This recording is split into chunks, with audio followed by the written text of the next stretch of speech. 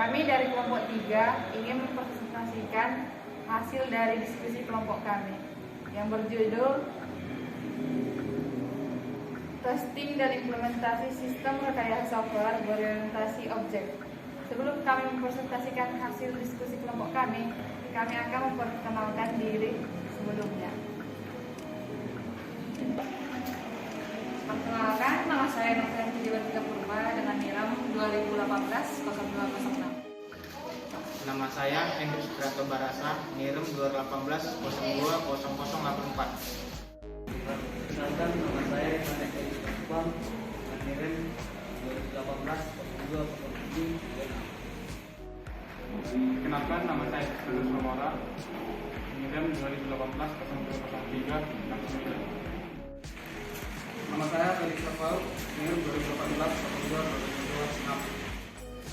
Kenalkan, nama saya Yunus Tangkang 20-8-02-0721. Rekayasa software.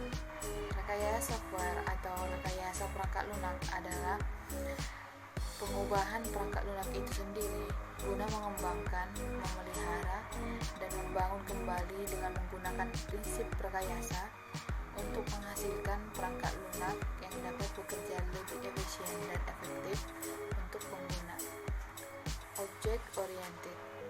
Object-oriented programming adalah salah satu metode pemrograman yang berorientasi kepada objek. Tujuan dari OOP diciptakan adalah untuk mempermudah pengembangan program dengan cara mengikuti model yang telah ada di kehidupan sehari-hari. Oke, saya akan melanjutkan presentasinya. Rekayasa software berorientasi objek.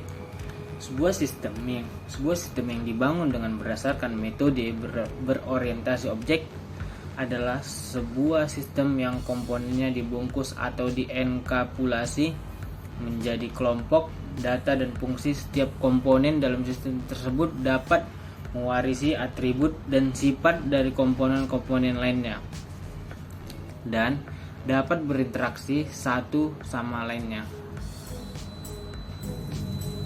Di sini sudah tercantum prosedur pengujian software. Bisa kita lihat di sini. Pendekatan strategis pengujian perangkat lunak. Teknik pengujian yang berbeda mungkin menghasilkan sedikit perbedaan dalam hal waktu.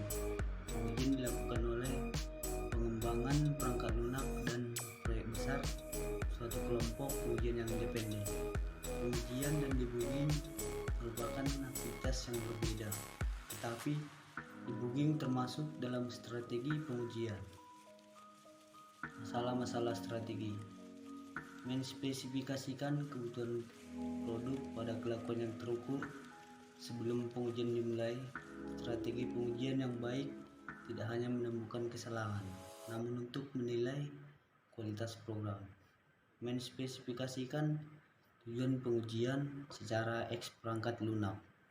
Sasaran spesifik dari pengujian harus dinyatakan dalam bentuk yang terukur. Mengidentifikasi kategori user untuk perangkat lunak dan membuat profilnya masing-masing. 4. Membangun perangkat lunak yang tangguh dan dirancang untuk menguji dirinya sendiri. 5. Membangun rencana pengujian menegaskan rapid cycle testing. 6. Menggunakan tinjauan formal yang efektif sebagai filter sebelum pengujian. 7. Mengadakan tinjauan formal dapat mengungkapkan inkonsistensi, penghapusan, dan kesalahan seketika dalam pendekatan pengujian. 8. Membangun pendekatan yang meningkatkan secara berkelanjutan untuk proses pengujian. Pengujian unit. 1. Fokus pada inti terkecil dari desain perangkat lunak, yaitu modul. 2. Biasanya berorientasi pada whitebox. Oke, saya akan melanjutkan pengujian integrasi. Top down integrasi yaitu pendekatan instrumental untuk penyusunan struktur program.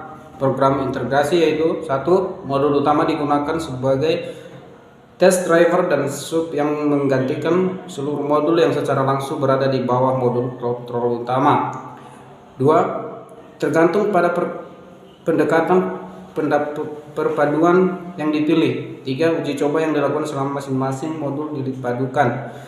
3. Pada penyelesaian masing-masing uji coba sub yang lain dipindahkan dengan modul sebenarnya.